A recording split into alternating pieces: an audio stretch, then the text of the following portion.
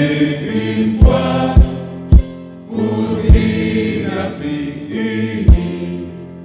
Si l'ennemi découvre son front, au-delà ou au-dehors, debout sur les remparts, nous sommes résolus de mourir pour l'Afrique et pour toi, Mali.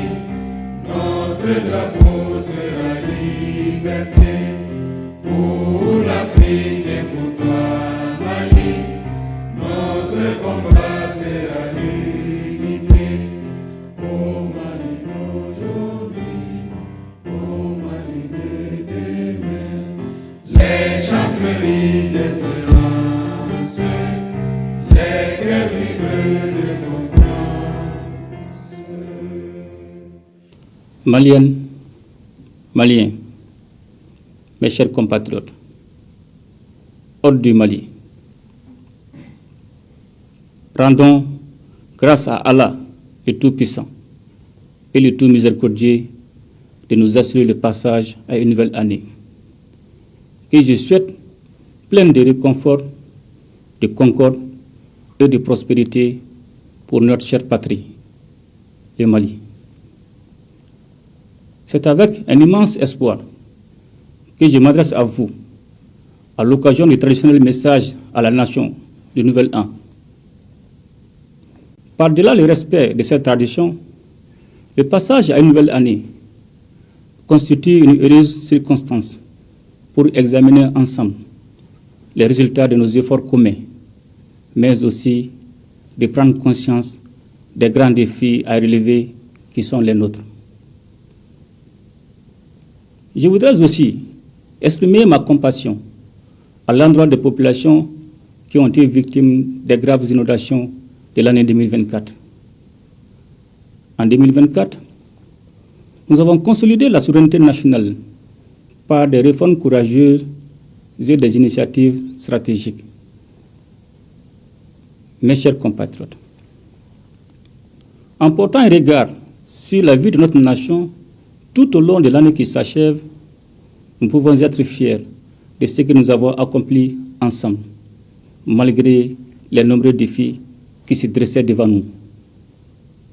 De toute évidence, 2024 aura été une année de crise à travers le monde et dont les zones de choc ont considérablement influé sur la situation intérieure des États. Certes, notre pays a été beaucoup éprouvé, mais il s'est davantage aguerri et a su renforcer sa résilience face à la complexité des défis.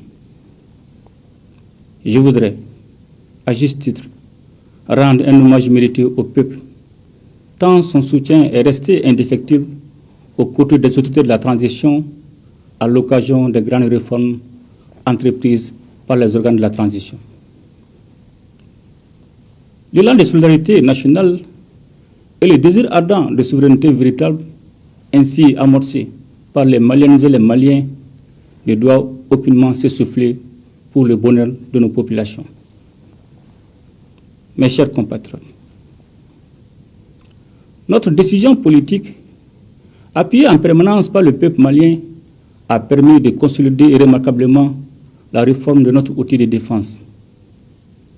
Les forces armées et de sécurité ont engagé et poursuivi au cours de l'année 2024 de vastes opérations de sécurisation de l'ensemble du territoire, notamment dans la région de Kidal, où des opérations spéciales ont porté un coup décisif à des chefs terroristes dans la localité de Tanzawatin. La coordination des opérations, les réformes ainsi que les partenaires stratégiques seront poursuivis conformément aux orientations politiques. L'année 2025 qui s'annonce sera sans doute celle de la consolidation des acquis opérationnels et de l'adaptation de l'outil de défense aux nouvelles menaces auxquelles notre pays et l'espace AIS sont confrontés. Pour y faire face, nous devons davantage renforcer notre capacité d'anticipation tout en continuant un redéploiement conséquent de forces dans le but de favoriser le retour de l'administration et des services sociaux de base, afin de préserver durablement l'intégrité de notre territoire. En ce moment précis, j'ai une pensée pieuse pour toutes les victimes civiles de la crise sécuritaire que nous traversons, à nos forces armées et de sécurité engagées dans les opérations et qui payent un lourd tribut pour la défense de la patrie. Et j'exprime la reconnaissance de la nation. Je voudrais également m'incliner sur la mémoire de tous les militaires qui ont consenti le sacrifice ultime. Mes chers compatriotes, dans le cadre de la promotion d'une gouvernance vertueuse et de la lutte contre la corruption et les atteintes aux biens publics, je recevais il y a quelques semaines le rapport 2023 du Bureau du vérificateur général et de l'Office central de lutte contre l'enrichissement illicite. C'est le lieu de réaffirmer notre engagement à poursuivre cette dynamique porteuse d'équité et de justice sociale. La session spéciale de la Cour d'assises en juillet dernier marque également un tournant majeur dans la lutte contre les infractions économiques et financières dans notre pays. Malgré un contexte économique difficile, le gouvernement s'emploie à assurer une gestion efficiente des ressources publiques et à réduire le déficit budgétaire. Dans le même temps, il a pris des mesures fiscales incitatives à l'endroit des opérateurs économiques pour garantir l'approvisionnement correct du pays en denrées de première nécessité à un prix maîtrisé. Le soutien au secteur privé, amorcé par une introduction initiale de 200 milliards de francs CFA et porté par la suite à plus de 346 milliards de francs CFA, joue un rôle déterminant dans la relance économique du pays.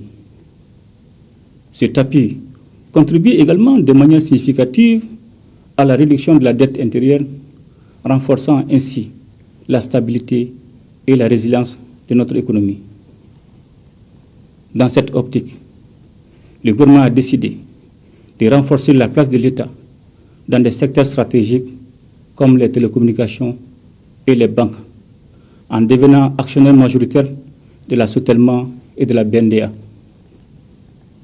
Sur un autre plan, la politique de diversification du secteur minier a porté ses premiers fruits avec l'ouverture de la mine de lithium de Goulamina dans la région de Boukouni, qui figure parmi les plus grands jugements de lithium au monde. Dans le cadre de la défense des intérêts du peuple malien, les études menées dans le secteur minier ont permis de réviser l'ensemble des conventions d'établissement. C'est ainsi que les anciennes conventions ont été adaptées aux exigences du Code minier de 2023, ce qui permet d'apporter annuellement une contribution de 1022 milliards de francs CFA, soit un impact additionnel de plus de 585 milliards de francs CFA. Le gouvernement entend conforter cette dynamique afin que le secteur minier soit un véritable pourvoyeur des ressources pour financer le développement de notre pays, selon la vision 2063, dont le lancement a eu lieu cette année. Mes chers compatriotes, notre peuple, à travers le dialogue intermalien, a marqué sa constance, mais surtout sa conviction pour l'avènement d'un Mali nouveau, le Mali Koura, le Mali de nos rêves, où nos valeurs sociétales reprendront tout leur sens au profit de la construction nationale sur fond de souveraineté. Le chantier du Mali Koura, que nous bâtissons courageusement et méthodiquement, s'appuie essentiellement sur notre foi en l'avenir du Mali, avec comme objectif l'émergence d'un Malien de type nouveau, le Mali d'un Koura, un patriote et un bâtisseur.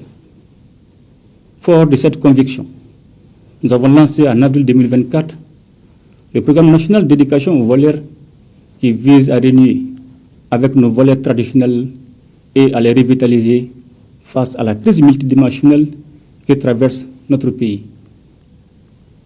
Conformément à ma vision de donner une culture de Mali Koura à la jeunesse et à inculquer la valeur sociétale aux jeunes du Mali dans une dynamique de revitalisation culturelle de nos territoires, je décrète l'année 2025, l'année de la culture au Mali, toute chose qui participera à la renaissance culturelle de notre pays, avec nos valeurs cardinales de paix, de cohésion sociale et une promotion accrue des talents de nos artistes, avec une valorisation de notre patrimoine culturel commun. À cette occasion, j'invite les Maliens à revitaliser nos valeurs culturelles et à célébrer notre riche culture durant cette année 2025. Mes chers compatriotes, c'est avec beaucoup de peine que je vois nos populations confrontées à la crise énergétique qui dure depuis quelque temps. Les mesures prises pour sa résolution dans le cadre du mix énergétique renforceront sensiblement la fourniture de l'électricité dans notre pays. Le lancement des projets structurants tels les centrales solaires de Sanangourouba, de Safo et de Tchakadougou participent de cette ambition gouvernementale. Suivant mes instructions, le gouvernement intensifie les efforts pour une résolution durable de la crise énergétique. Mes chers compatriotes, nos actions politiques et économiques au plan interne sont soutenues par une diplomatie active qui porte partout la voix du Mali et notre exigence de respect de la dignité et de la souveraineté de l'État. La création de la Confédération des États du Sahel avec le Burkina Faso et le Niger a constitué l'événement majeur dans la sous-région ouest africaine en raison de ses implications politiques et géostratégiques. C'est avec une grande satisfaction que je constate l'évolution positive de notre confédération, l'AES, dont les volets diplomatiques et militaires constituent une lueur d'espoir pour nos peuples. Sur un plan économique, les mécanismes d'harmonisation des procédures douanières et des politiques d'intégration sont en cours pour garantir le développement socio-économique de nos États. Mes chers compatriotes, au moment où nous amorçons une étape cruciale de la transition, un nouvel élan a été donné avec la nomination d'un nouveau Premier ministre chargé de conduire des réformes prioritaires. L'union sacrée est donc indispensable pour réussir ce tournant décisif. C'est donc avec une grande confiance en l'avenir du Mali éternel que je souhaite à toutes et à tous une bonne et heureuse année 2025. Ensemble, nous ferons le Mali Koura, qu'Allah bénisse le Mali et protège les Maliens. Je vous remercie.